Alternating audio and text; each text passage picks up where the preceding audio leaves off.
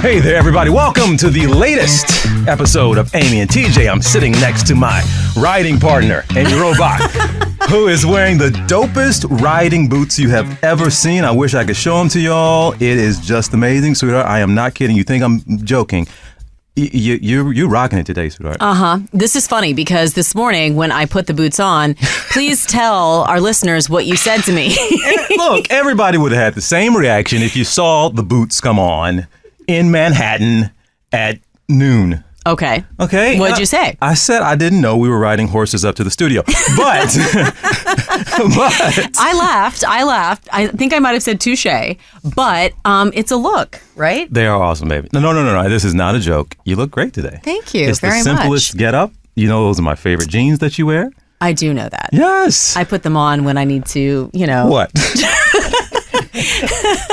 I don't know. I feel like maybe your mood could be lifted up a little. I put these jeans on. Did you know I did that? It worked. Yeah. You did. Your mood, it completely lifted up. You were dragging a little bit this morning. I was. And I was because there's been so much March Madness. I think I've talked about this plenty, but when the NCAA tournament starts, my every day is starting from noon to midnight. I am sitting in front of 2, 3, 4 screens watching every single game that's on. And I've been doing that for the past several days. So I'm dragging a little bit because the games have been great. That's true. And I do want to give you props here. I think we've seen almost every single game together except for the last game last night, which apparently it was a shame that I missed because it was so good overtime. But you did take out, I just want to say thank you. You did take out 4 hours of prime March Madness viewing on Saturday to go to my 17-year-old daughter's school fundraiser. Isn't that where everybody wants to be on a Saturday afternoon with basketball playing? So thank you. Don't thank me. I told you, even if Arkansas was playing in the tournament, my alma mater, I would have gladly gone to Annalise's fundraiser and be there and support. On the other hand, it turns out this was more entertaining than the NCAA tournament. Yes, we had a blast. We always find a way to have fun, even at fundraisers. It was an absolutely great time. Well, that's what we've been up to. And look, my mood has changed, and I am on this podcast. Often we have had people on, and it turns into a therapy session. We don't mean for it to, but it turns into not just the therapy for us, but therapy for the listener.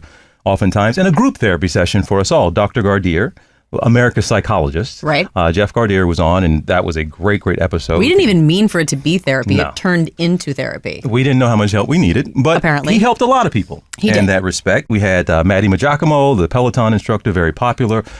We had a great chat with him about a lot he's been going through, and we had also Gavin Rossdale. He was amazing. And it was what I think is so cool when you can have people on and it unexpectedly becomes some incredible learning, growing experience where you learn things you didn't know. I think we're all so quick to, especially if someone's famous or has made headlines of some sort, to think the worst or to think of them through the lens of the worst thing we heard they did. Mm-hmm. And it's so nice when you get to actually sit down and talk with people and learn where they're coming from, what they've been through, and what they learned from those experiences, and then that you get something out of it. And I've just really enjoyed being able to do that with so many of our guests. And we're able to do it again today, and this has helped my mood as well, because I am always, right? If I describe to you, so we just had a little chat in the green room with our guests today, and we got to talking about kids and life and relationships, and you're able to connect with folks. So when I hear someone who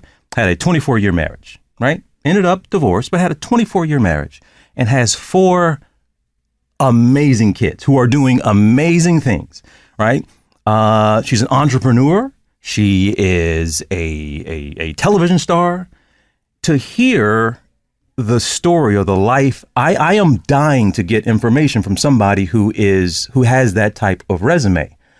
However, for everybody else out there possibly who is not exposed to our guests the way we have now been, they only see her as a headline. That's right. They only see her as a controversy. They only see her possibly as something scandalous. Right. Well, we are talking about the amazing Larsa Pippen, who is here in studio with us, iHeart Studios. First of all, it is so nice to meet you in person. Hi, yay! That's a big round of applause. And it's true, your most important, I'm sure, the proudest job you have is being a mom to your 4 children, and one of whom is here, by the way, in the studio with us. So we're happy to have Sophia with us. Sophia's with us. She's on spring break, so we're here to shop and hang out in New York. Yes, and that's what moms and daughters should be doing on those fun trips. But you're also here working as well, and that's what you've been doing. You've been an entrepreneur. I actually was looking at your jewelry line. Really like some of your stuff. I might have to go back in there a little bit later. I actually said, like, wow, I like this stuff. It's really beautiful and elegant. But you know that you have been in the headlines, and some of it you put yourself out there. You are a big franchise. You might have heard of it, The Real Housewives of Miami. Larsa is the star of the show, let's just be honest. And that often comes sometimes with some nagging headlines. But I want to see if we can get a headline out of you, because we have been reading about season 7. It's been renewed, but the cast has not been named. Is there anything you can tell us about it? Honestly, I don't know. I feel like, with these franchises, every few years, I like to switch it up and add someone new. So I guess they're just going to probably replace someone. Someone. Yeah. As we sit here? I mean, I don't think it'll be me, though. Okay, all right, there it is. I don't think it'll be me. I mean, I hope not. Have you heard from them? I mean, yes, of course. I talked to I love our production company. I have a great relationship with them. I love Bravo. I love Andy Cohen. I feel like for me, it's like family. If I've ever had a problem, I reach out to them, and they're always there for me. So I've never had any complaints about the network or, my bosses. As we sit here, you do or don't know whether or not you'll be in the next season of Real Housewives of Miami? I'm pretty sure I will be back. Okay. What would the show be without you? Probably nothing. Oh, I love it. I mean, you guys, you know what it is, you guys? Like, I feel like if we don't talk about certain things, then people don't want to watch. And if it's just super flatline, then it's like, who wants to watch that? So I think sometimes you have to shake things up and cause a little bit of stir. And you're happy to do so. But, it's all in good fun, you guys. It's all in good fun. I feel like the girls, we all know what the show is. And when you spend a lot of time with these strong, independent women, you're going to butt heads. So, but I think at the end of the day, we always make peace. We're always fine. And, when you're on television, small things get magnified. And I'm curious because I have watched, and I think to myself, I don't have that in me. I can't imagine, even if it is, yes, you're doing it to camera. Yes, you understand what your role is, that people are looking maybe even to you so that their lives don't seem so awful. Oh, at least I don't have to deal with that toxic situation. But are you ever at a point where you're like, I just can't be in this environment? Or do you enjoy it? Do you get a thrill out of it? No, I feel like I have a whole nother life outside the show. So I think when I'm in the housewives vibe, I feel like I'm really focused on that. And when I go home, I'm really focused on my businesses, my kids. My kids take up a lot of my time. I have 4 kids. I have a son that plays for the Memphis Grizzlies. I have my other son who's a junior in college at LMU. I have my son who's a senior that's being recruited to 9 schools. So he hasn't decided yet where he's going? No, I really wanted him to go to an Ivy League school. I wanted him to go to Stanford. He has a scholarship to Stanford, but he really wants to play basketball. And so I feel like he's looking at other schools as well. And then I have Sophia, who's my little twin, my little mini-me. So I feel like that, to me, I think if you have a life that's totally fulfilled at home, and then it's okay. I don't just live for housewives. That's not my goal in life. I feel like it's fun for me, and when it stops being fun, I'll do something else. I know it's technically unscripted, but is it scripted to an extent? Are you acting a little bit when you're doing this, when you're playing? No, you're honestly, being no. you, and it's just you, unfiltered. I think, like I said, if you're with, I have a sister, so I feel like when my sister comes to stay with us, we fight. It's just normal. When you're with another woman all the time, you're going to have disagreements. It's just normal. It's just magnified sometimes because, we're hungry. I don't know. We've been in the same room for a long time. We're hungry. Well, why is it? You think you're dehumanized? I feel that way, that you become fodder. It's easier to make fun of or talk about someone or talk trash about someone when they're not talking about you as what you just said, your mom. Your mother to 4 pretty wonderful, accomplished kids. But that's rarely the headline that I see. Well, I think it's because my kids don't want to be in the public eye. My kids are very private. I think they're more like their dad. Their dad is very private in his life. And I feel like I signed up to do the show, and I don't want to ask my kids, do you guys really, I don't put pressure on them. If they want to shoot, the show with me, then it's great. But if you don't, I feel like they're thriving in what they do, and I don't want to mix the two if they don't want it. I kind of let them make their own decisions. And I feel like from the time they were 16, all of my decisions have always been based like on our mutual, like, we agree on every decision I've ever made. And I think a lot of people don't know that. They probably think like, oh, she's doing all this, all these things. Their kids are probably so upset. Mm-hmm. And I'm like, no, my kids are there because we talk about everything and we discuss every small thing and we come up with the answer together. And I feel like when you raise good, solid kids, by the time they're 16, 18, like they are built pretty solid. And I trust their judgment. So I kind of go with that. We were talking about this a short time ago. Somebody else in Hollywood, in headlines a lot when I was having an interview. I started talking to her about all her accolades and how people view her. And she almost got on to me. Like you didn't mention that I'm a mom. You didn't mention, like that's the thing she wanted to be known for. What is it you think people think of you when I say Larsa Pippen? What's the first thing you think comes out of their or to their mind about you? I kind of feel like it's the people the guys that I've been linked to. It's probably the number one thing in my personal life. But for me, honestly, like I'm so fulfilled with my family, with my businesses that like I'm not consumed with men. I've never been boy crazy my entire life. And so literally when I date someone, I don't take it so like, this is the guy for me. I'm like, hey, we're having fun as long as like, I'm making you do well, you're making me do well as far as our businesses and our stuff and our growth, then it's great. And if it's not, it's okay. Because I have so much love at home that I don't necessarily need to be with someone that like consumes my entire heart. I'm curious, you mentioned you have discussed everything with your kids before because it is a very public thing that you do. And in terms of co-parenting with your ex, has there ever been a moment where you're like, please don't do this, or we don't want you to do this? Has there ever been a disagreement about your choices or how you want to live your life? You know what? Honestly, my ex is great. He is a great guy. He co-parents, we co-parent amazing together. Not really. We don't really discuss our personal lives. I feel like the decisions we make are based on our kids. Like where Justin wants to go to college or like who's, if he's going to go look at the school with him or I'm going to go, it's not necessarily based on our, the people that we date. Where do you want him to go to school again? You want him to go, you want him to do Stanford? My kids are really academic and they're really smart. They all play the piano. They all speak multiple languages. My kids were in the chess club when they were like 4 years old. So like I want him to go to Stanford because I feel like he would thrive there. But he wants to go to like a really good basketball program. Okay. So I feel like TJ's trying to get you to narrow down. Yeah, I'm from the University of Arkansas. If he had to rank the colleges that he'd like to go to. If he wants to go to Arkansas, we're known as the Harvard of the South. I've gone to an Arkansas game, by the way. Ah, in Fayetteville? Yes. Oh, wow. How was that experience for you? I've actually gone with Tyson Chicken guy. Oh, our guy. I've gone with, what's his name? John Tyson. John Tyson. We know John. Yes. So John used to invite us to Arkansas when I was with my ex. Every summer we would go and spend like a week with him. Oh, well, you just spent some time We with have him. a mutual friend then. We had a blast with him. They're fun.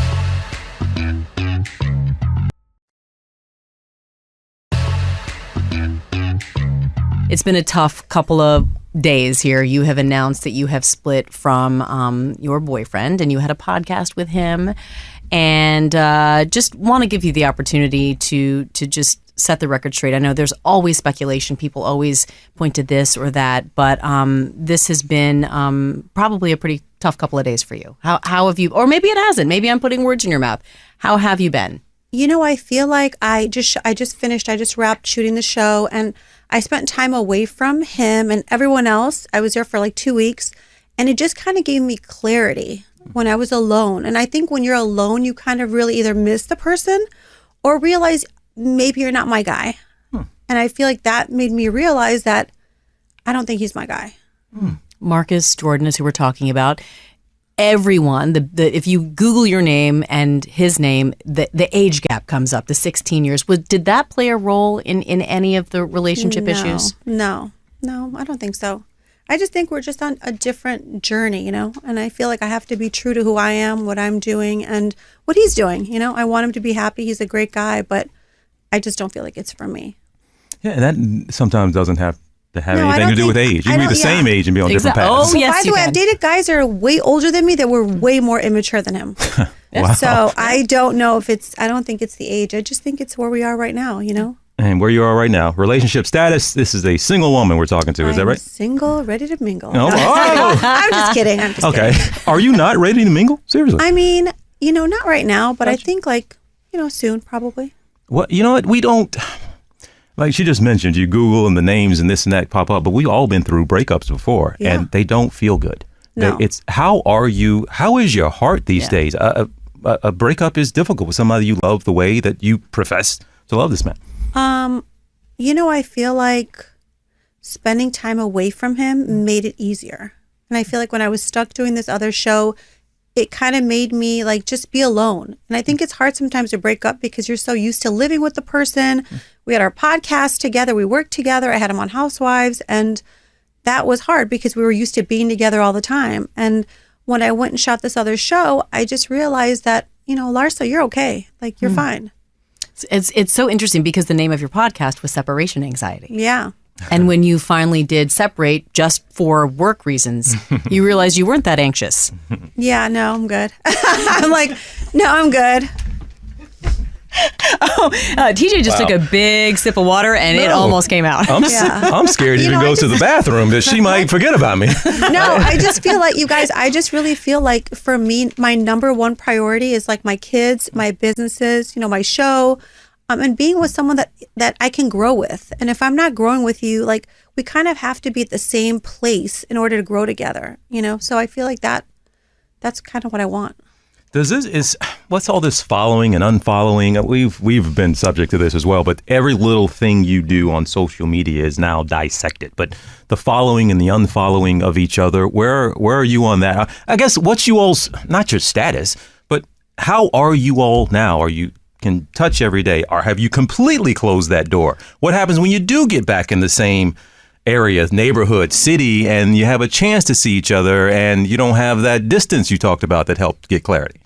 I feel like, we're friends. We were friends for 3 years before we started dating. And I feel like we're going to be friends eventually.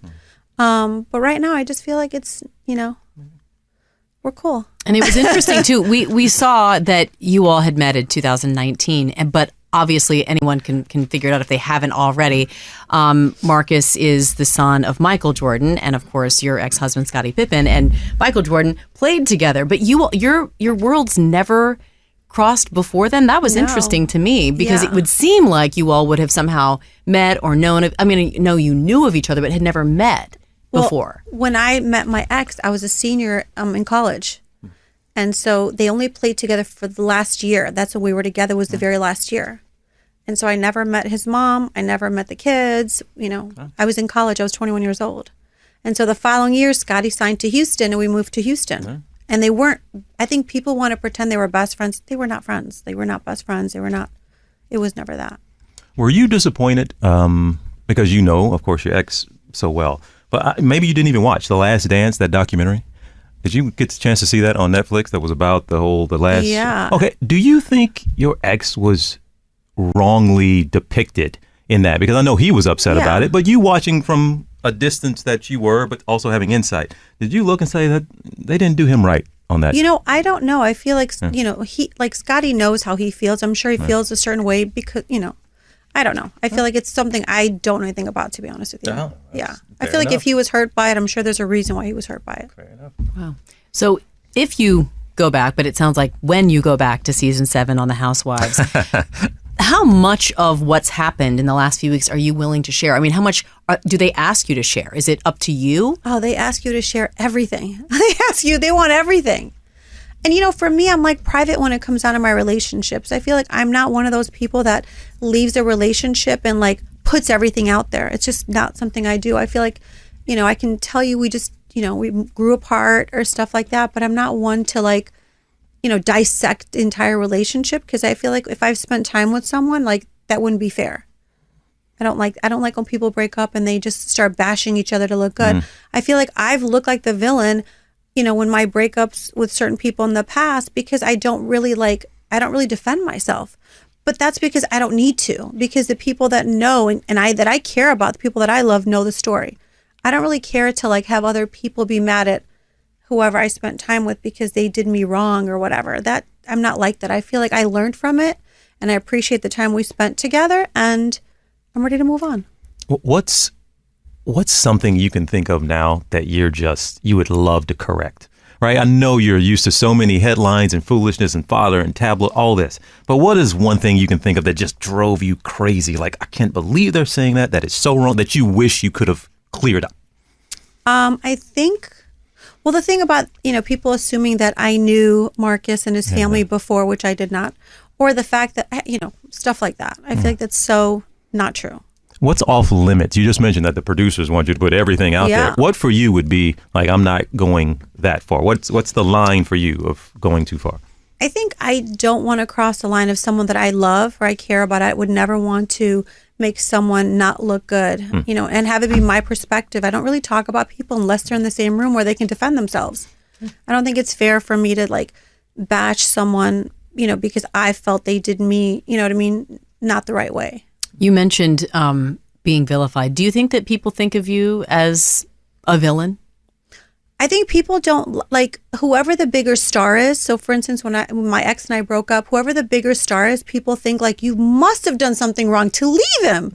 And I'm like, no, it's not that. We just grew apart. And I think sometimes people it's so much easier to hate on a woman. It is so much easier to hate on a woman than it is to hate on a man. And it takes two people to make a relationship work. It takes two people to make a relationship fall apart.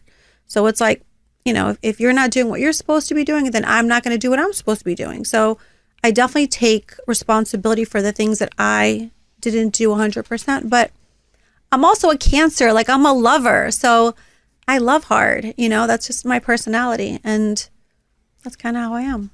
Where along that, I'm always fascinated by this because we've talked here. I think back to certain parts of our lives, and all of us.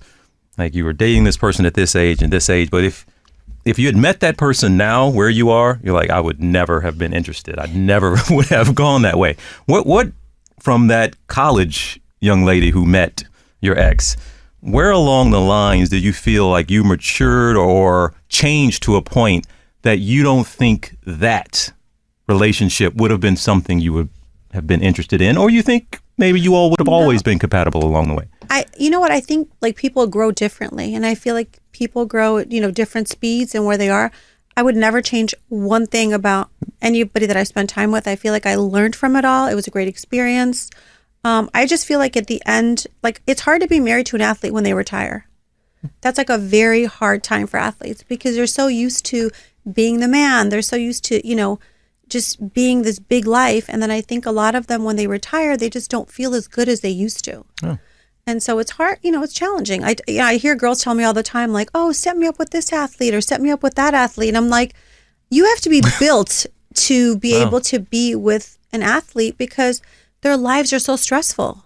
Every game you have, there's critics that talk about your game and you're always on the road and you have to, it's just so many things that you have to have in order to make it with an athlete. But Larsa, right now, would someone be challenged in dating you? You said you would warn a woman about dating a pro athlete. Would a guy need to be warned, hey, you're getting into it with Larsa here. She has to deal with this, and she's here and that. No, I feel I'm so easy. No, I am. You're a Cancer, I told. What is that? You're easy? She's a lover. I'm a lover.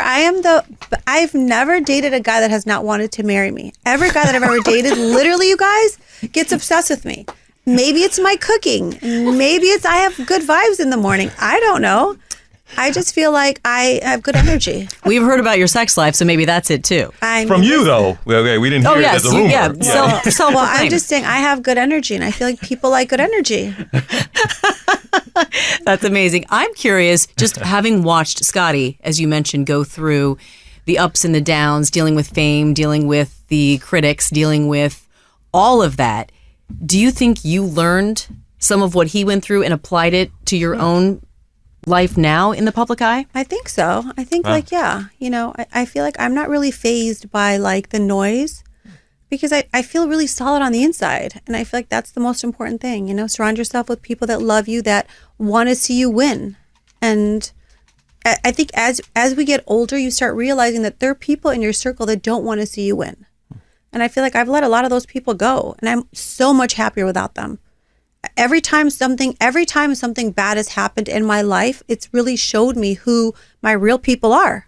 And so for me, I feel that is that to me is like the best experience of life. I feel you, Larsa. Because, yeah, anytime you go through something where maybe not everyone's going to agree with your choices or agree with how things happened, you end up with not a smaller group of friends sometimes. And that's not a bad thing. Have you had that experience? I used to think that I had like 1,000 best friends. I'd be like, that's my best friend. That's my best friend. And then I realized when I went through my divorce, when I went through certain things in my life, that those people were the biggest haters. And so I am so much happier without them. Like God has blessed me time and time again. I feel like when you have good energy, you get good things. And I feel like I'm killing it. Killing it. You thought you had 1,000 best friends. What are you down to now? How many? Now I'm down to like 100. Okay. Wow. So what? Yeah. I'm a people person, you guys. Some people, I collect friends. We best friends now? Is that what we're Yes. I doing? want to Okay. hang out with you guys all the time. Yes. I love like, hanging out with good people and having good times and making great memories. Like, I love that. I love that too. I think that that's part of life, and I'm a big people person too. I love having friends to share things with. It makes life more fun, but it can be problematic, especially when it's all displayed for everyone to watch as their entertainment. Have you ever been in a situation in the Housewives franchise where you thought, I don't want to do this anymore? This isn't worth it. This is too much. Not recently. But initially? I feel like when I was on 14 years ago, my ex didn't like the show and I didn't want to cause waves in my relationship. And my kids were younger. And so I felt like it wasn't right for me then. I didn't contribute as much just because I felt like I had to protect my kids. I had to protect my ex. But now, no, I feel like I'm in a great place. I love sharing my life. I would do it anyway on Instagram and everything else. Kind of like an open book. So, so it's working out for me right now. Do you edit yourself at all on the show? Or do you just say whatever you think? No, I think I need to do a better job of editing myself, by the way. Really? Why? Just because I feel like sometimes you say things and you don't mean them the way they, get seen to the public, I feel like a lot of times, like, things that I've said have come back to bite me in the ass. But it's not meant that way. You know what I'm saying? You know how you can take things out of context? I feel like... Do you have an example? No. You're like, to not be repeated, please. So you're editing yourself in here with us, is what you're saying now. I'm so real, you guys. I'm saying I need to start like not doing so much of that and being a little bit more closed off. I'm learning. Every day's a learning, experience. Do you watch the shows back? No, I when they send it to us, I watch it and I never look back at it again. Oh, really? And my kids don't really watch a show. They don't? No. Why? They just don't. They don't. My kids don't really. My kids are athletes. They're busy. Sophia's a model. Like, they don't.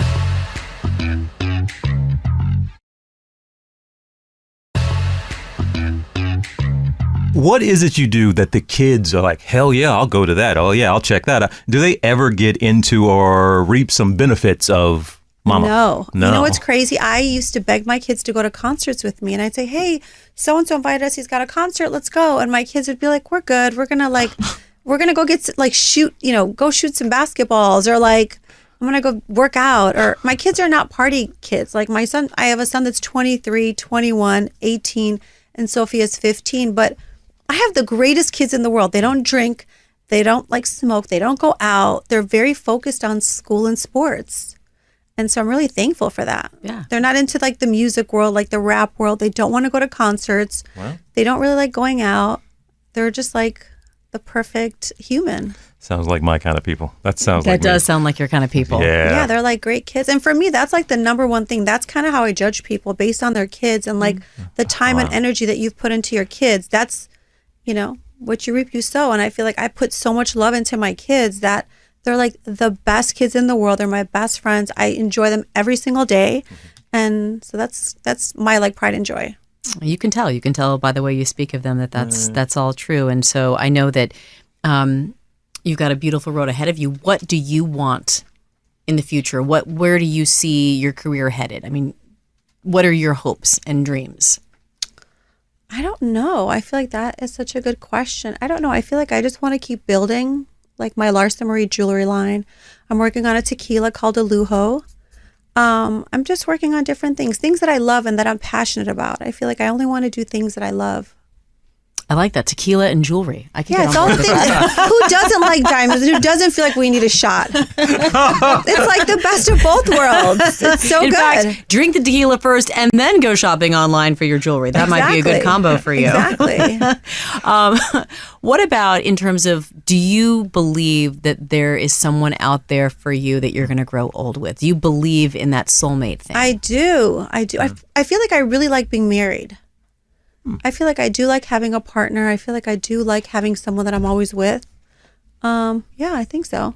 I think I have someone out there that's like perfect for me. I'm sure they're scared to death because of Housewives, but they're like, I don't want to be on that show. Do you think that would genuinely impact your ability to maybe find that perfect person because they might not want to be in the spotlight? Well, I was talking to one of my best friends, Caroline Stanberry, who lives in Dubai, and she's on the show. She's on Housewives of Dubai. And she's like, I have this perfect guy for you. He's amazing. She's like, but he's going to be so scared when I tell him that you're on Housewives. And I was like, really? And so I don't know. I feel like sometimes it's a lot of guys don't want to put themselves out there like that, you know? But what is dating like for you? Like, how do you meet? You have to be introduced to someone? If people sliding into your DMs? Like, what's happening? How do you go about dating? Are you on dating apps? No, I think for me, I meet people through friends. Yeah.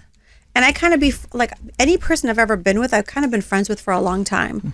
And then I just kind of, talk to them, figure out everything about them first, know their dating history. And then I kind of like decide if I want to like jump in the water.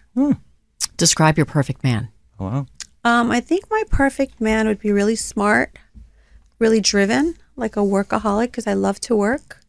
And someone that's really nice and charitable, because I feel like living a life of purpose is like way more important than all the other stuff. Now, Robach, describe your perfect man. Wait, you're asking me right now? Robach. You're the only Robach in the room. Yes. Oh, well, I'm sitting right next to him. Wow, Wow, that was not a good. We're gonna have to edit that out. The truth is, I actually was surprised you were turning the table onto me. I was like, wait, what? Oh, so it took me a second to realize that I was supposed to answer that question. But actually, what you just said is true. I mean, someone who works hard, someone who makes me. For me, it's someone who can make me laugh. Yeah. Who I can laugh with, who I can be silly with, who I can. We just said this earlier, but TJ has an amazing quote, and I think this describes our relationship and what I think made me realize that we were going to be amazing together for a very, very long time. Everyone's always looking for that person to grow old with, but some would suggest, and I would concur, that if you can find the person to stay young with, yes, that's the person you can actually get through some tough times with, because if you can laugh and you can play and you can have that childlike enthusiasm with that partner, and I want a partner too. I'm a big believer. I want a life partner. I don't know that everyone does, but I do. And I can see that in you as well. I mean, you had a 24-year marriage, and we all got married young. We all were believers and dreamers. I got married at 23. 23. How you were 22. 22. Yeah. Wow. So, and I do think that speaks volumes to your belief in love and your belief in finding that partner and wanting that, even at that young age. I grew up like watching my parents. My parents are still married. They're obsessed with each other. Oh. My mom and dad do everything together. And so I kind of feel like I want that. Oh, you just gave me chills. Mine too. And his, like, yours are how many years? 55 plus, whatever it is. Over 50 years. And I think I took for granted that was just something that was a given. It obviously takes work, but it's also about finding that right person. Totally, yeah. Does that play, you're watching your parents, does that play into your life in that there's a standard now that you won't accept anything less than? I think so. I think like watching it, my mom takes care of my dad, like she adores him. And I feel like I'm normally like that with the guys that I'm with. So I feel like I definitely kind of mimic that, I just feel like I haven't met a person that's like my dad. So we'll see. That's a tough bar, right? I said that about Sabine. Yeah, my mom, I remember one day she was like, you need to be with this kind of guy. And, she was like, she was saying something like, if she didn't have this, she would leave my dad. I'm like, where would you go? Like, there's no guy better than my dad. Like, you can't even, she was trying to give me an example. And I was like, by the way, there's no one better than my dad. Like, they don't make them like him. That's so sweet. Do you have a celebrity crush? No, not really. Like, no. She didn't even hesitate. No, I wish everyone could have seen her facial expression. Well, you know what it is? I feel like a lot of times when people think that, like, this person's great on paper, and then you actually meet them, and they are so not. That's the worst. That happens to me all the time. Because I feel like I've met people that I thought were like like the greatest soccer player on the planet. And then when I started talking to him, I was like, that's it? That's it? No, thanks. And then like I've talked to people that are in the music world and I'm like, oh, he's so cool when he's on stage. But then when he would like get off stage, I was like, you were so much cooler on the stage. So it's hard. Who was it, Larsa? Who was it? No, I'm not saying. I know you're not gonna say. But I do feel like I want to date like a business guy. I feel like that's kind of like where I need to be. Like date someone that's very business savvy, and I think I like that. What's your advice, maybe to your daughter, but also to young women who watch the show, who often, what they describe them as these guilty pleasures? Oftentimes or all kinds of things they describe them as. It's not something we're supposed to take seriously. It's just supposed to be entertainment. But what could you say to a young woman watching the show to take from it, to learn from it, to be empowered by? Do you see that type of, I guess, service, if you will, that some of these shows still can provide? You're a strong, successful woman who's got 4 wonderful kids. That should be highlighted, but it doesn't seem like oftentimes it is when we talk about these shows. I feel like a lot of people are in miserable relationships. And I think if you look at, I was married for such a long time. I was a stay-at-home mom. I raised my kids. And I feel like a lot of times when you watch Housewives, you see like these women are entrepreneurs. They have a second life. Like your life is not over because you are not with that person, or you can be who you want to be. I'm a firm believer of that. Like you can wake up one day and say, hey, guess what? I am going to be this today. And you put all your energy into that and you basically can grow like that. So, our show, I feel like there are so many women that have done so much with their platform. I use my platform to basically show what I'm doing as far as my business stuff and, my kids and just feeling good. It is a little bit of cattiness, of course, but it's really fun, you guys. It's fun to shoot. I saw you just smile when you said, yeah, there's some cattiness. Do you enjoy that part of it a little bit? No. I'm not confrontational, I promise. How would you describe yourself? I'm a Cancer. I'm a lover. I'm super nice. I'm very generous. And I think that probably is bad because I think when you're a giver and then the person is not giving back what you give, you kind of get a little resentful, Do you stand up for yourself? Yes. I feel like baby doesn't like to be put in a corner. So I don't want to be put in a corner, What do you do when someone puts you in a corner? I handle my business. No, I just feel like I'm a lover, you guys. And I feel like sometimes, being on this show, do you know what happens? I feel like being on these shows, I was just with Teresa Giudice last week, and she was telling me how people pick on her because she is like the franchise, like she is the big person. And I was thinking, that's probably why they pick on me too, because then they have it makes press. So it's like if you have nothing going on in your life, pick on Larsa, and then there's like a story behind it now. Because I don't ever talk about anyone on our show. I have a great life. My life is so full that when I'm on the show, I want to talk about all the great things I'm doing. I don't want to talk about what you're wearing. Like, it's my mind is not on that. But then you have to defend yourself because someone is talking about you. And then, that's kind of where the cattiness comes in at. Who is the Real Housewives of Miami villain? Who's the villain on the show? Do you really want me to answer that? Yep. Well, I know it's not you because you're the Cancer and you're a lover and you don't like the cattiness. So it's not you, right, Larsa? I don't know. I don't think there's really a villain on our show. Okay. Now, we have Andy here who is a huge, huge Real Housewives. He loves the franchise. He loves Real Housewives of Miami. Now, Andy, if I asked you who was the villain on Real Housewives of Miami, who would you say? You can be honest. I would say you moved the story along, but I think Adriana is the real villain. Right. Okay. Yeah, that makes sense. Enough. Just being honest. But she moves the story along, as you say. I think there's necessary things that you bring up that moves things forward. Okay. But not the villain. She's not the villain. Andy. Well, I wouldn't say the main villain. No. No, Andy's great. I mean, I feel like for me, listen, if I don't say the things I say, like who's watching? I'm the kind of person that just, if you see this cup and it's full of water, I'm going to say, who left this cup here full of water? Like that's where it starts. Just pointing out the obvious. Yeah, it's there. So it's like, I just point it out and, You mentioned that you made the mistake, and I've done this before too, and I have admitted it, and it's been awful, of reading comments sometimes. Do you make a point not to read comments? And when you have done it, what has that been like for you? I mean, I normally do not read comments, but I feel like it's the 1% of people that have nothing going on in their lives that are writing them. But the majority of the people don't think like that. The people that I care about, that are busy with their lives, taking care of their businesses, their kids, their bodies, their minds, they're not doing that. They're not writing all those bad, things on Instagram. But I'm not really fazed by it, to be honest with you. And I don't really read them because I don't care. I feel like this is I'd my like journey. to get to that place. Yeah, I'd like to. I'm not there yet. How do you get to a place where you don't care? You just have to start thinking about the people that matter and the people that care. And I feel like the people that genuinely are happy in their lives want to see other people happy. And the people that are miserable in their lives want to make you miserable and want to see misery on you. So for me, I'm not doing that. I'm killing it. Why would I even deal with those people? If anything, I'd actually want to hang out with them to help them. Because I'm like a girl's girl, or like, I could help you. But I'm not necessarily like a hater. I've never been jealous of anyone. I don't talk about anyone. That's not my personality. I'm always ready to like uplift other women and like help any which way I can. So I feel like if you knew my real life, like I think on this show, it's hard because you're put with these women that you're really not best friends with.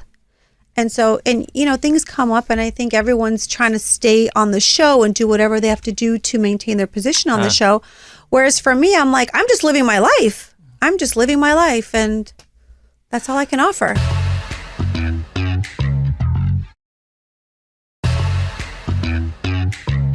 You make a good point there. That seems very difficult. It's almost like everyone on the show, if you're not friends already, then you're showing up almost with strangers to a certain degree who are all competing to stay on the show. Totally. That is a recipe for disaster. Well, that's what it is. Okay. That's what it is. And that's so what you see. And then you have people that just watch that and they're like, oh my God, I love her. And I'm like, if you only knew her in real life, you probably wouldn't. Oh my God. Wow. So who are you friends with? Who would you say? If you don't want to name names, that's fine. I feel like I'm really close with Lisa Hotchstein. We've been friends like from before I came back on the show. We've been friends for over a decade. I feel like we hang out off the show. That's like really my really good friend. And how often, when you all are filming, when you're together in groups and things get a little contentious, is alcohol involved? I'm not really like a heavy drinker. I'm like a girl. I probably have like a one drink, and I probably like babysit that one drink all night. I don't feel like on our show, our show is not really that kind of show. I feel like some of the other franchises, they have issues with alcohol. Our show, not so much.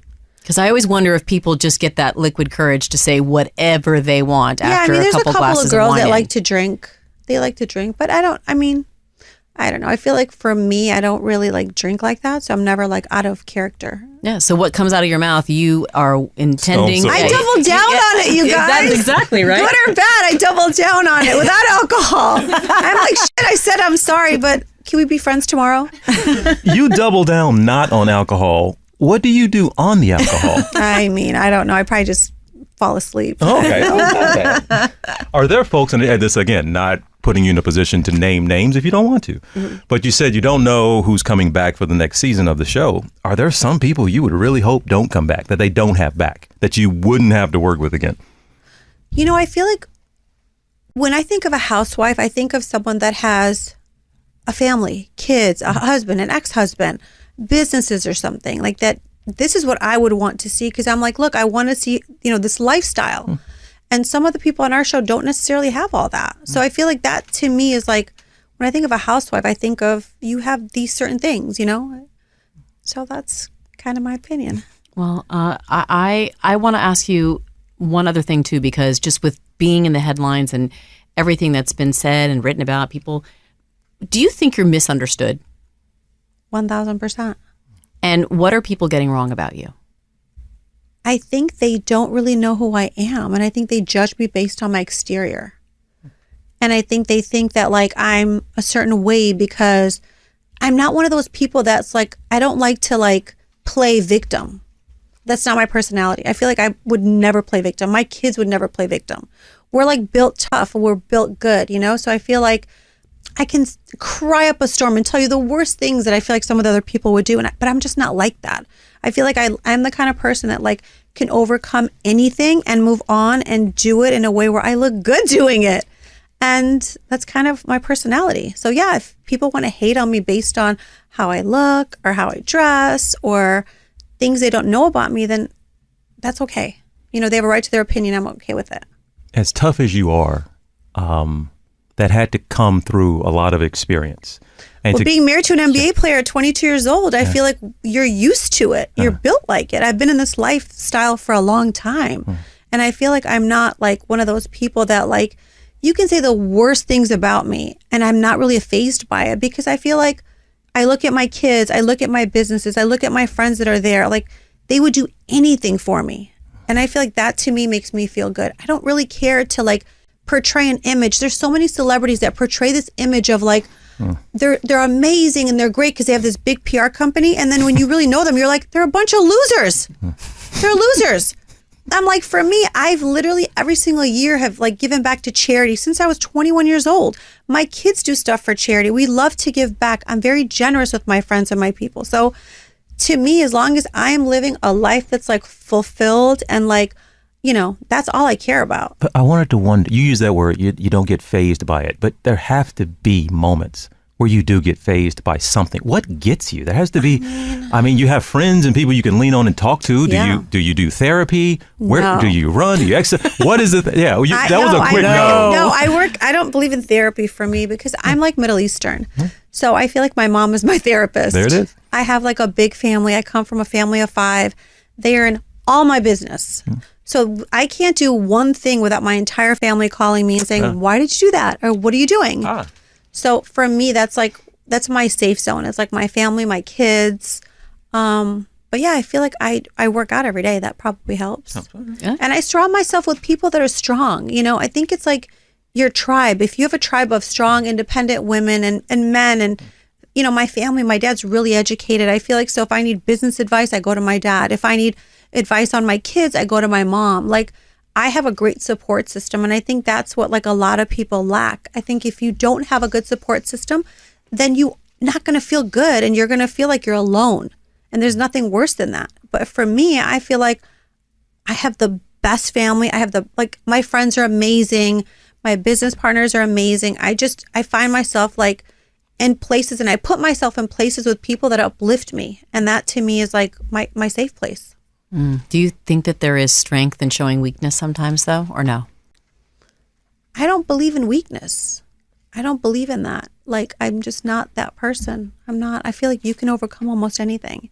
And you can be someone that you want to be tomorrow. And for me, I'm just like, be who you want to be.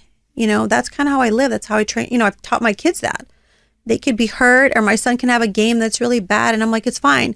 You played your ass off. Tomorrow's a new day. Go back tomorrow. We'll get it going. We don't really we're not one of those people that harps on losses. We don't do that. We're just like, all right, let's go to the next. What's the next problem? What's the next goal? And that's kind of how, if most people thought like that, people would be much happier. I don't look back at like, you know, things in my past that didn't work out for me. I look at it like I make decisions. Even if it's the wrong decision, it's okay. I learned from it. So as long as I'm learning from it, bettering myself, then I'm winning. It sounds like you've been in this training since you were. It sounds like a family thing. It sounds like this is your upbringing. I have to read self-help books, right? So do I. And I was 40 plus before I started. Some of the things that you're saying now make sense to me. If I was 34, I was like, what is she talking about? How does she do that? But it sounds like it's but you don't have a guru. You don't read certain authors. You don't listen to certain podcasts.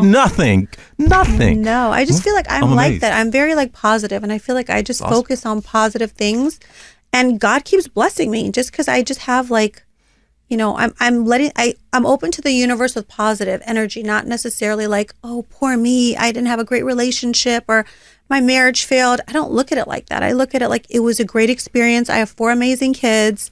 He's killing it. He's happy. I'm killing it. Hell, we're a big family. We're all killing it. Let's go kill it. I mean, you're inspiring me. All right. You know, I mean, and I do appreciate that, not wallowing in self-pity and why me and poor me, but instead taking it and saying, how can I do better? It sounds like you are a hopeful person, which is a an amazing thing to be able to have and to invest in and to give to your children. And Lord knows you haven't had just this easy, blessed life where you've just been sailing through. You've been working your ass off. You've been dealt setbacks, but you just keep building it and going forward. And that's an incredible thing to be able to do and to give to your kids. So, and thank you for sharing it with us. I love your attitude. I need some more of it. It's not about the end. It's about like the journey, and I love the journey. I'm really excited about the journey. And the next stop on the journey, you said you're not sure. You don't know what's next. No, I'm just on this. I'm on this ride, and I love it, and I'm happy, and I like where it's going. Now, we started this now, and we know your relationship status is single. Now, by the time we actually post this podcast, is there any chance your relationship status is going to change again, Larsa, and we're going to hear that you all have reunited? Is there any chance? Listen, I'm not one of those people that says never, because I never say never. Okay. But I don't know. I don't know. I feel like right now I'm happy, like alone. I feel like I'm good. I just want to work on all my stuff. I just finished shooting another show. I shot 3 shows this year. So I feel like I'm busy, I'm finally now like free to hang out with my kids, spring break. And my 21-year-old son wants to go to like Italy. So I'm like, I'll take you to Italy as soon as school's done. Like, I just want to hang out with my kids and focus on my family right now. I like that. But the door sounds like there's a crack. Never say never. He's a great guy. He's a great guy. I don't want to talk negative about him. I just feel like I'm just focusing on things that are like going to make me better. And, that's where I am. The last podcast you all did together was 4 months ago. And he said, actually, hence the title of our podcast, Separation Anxiety, we always want to be together. And you said, we're just used to being all over each other all the time. Now, I heard that. If I'd have heard that 4 months ago, I'd have felt differently about it.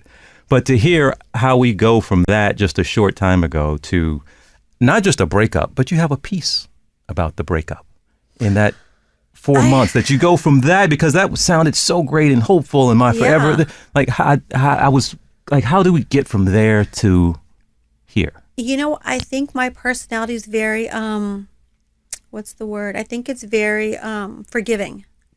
So I forgive and I forgive and I forgive and I forgive until I realize there's no more forgiving. So, I just feel like I'm in a place of like, that's probably why like I'm like a relationship person with my friends. All my friends I've been friends with for over 20 years. Like I don't really have like, friends that I don't have a relationship with. That's not my personality. I feel like I work on all my relationships and I always try to see the best in everyone.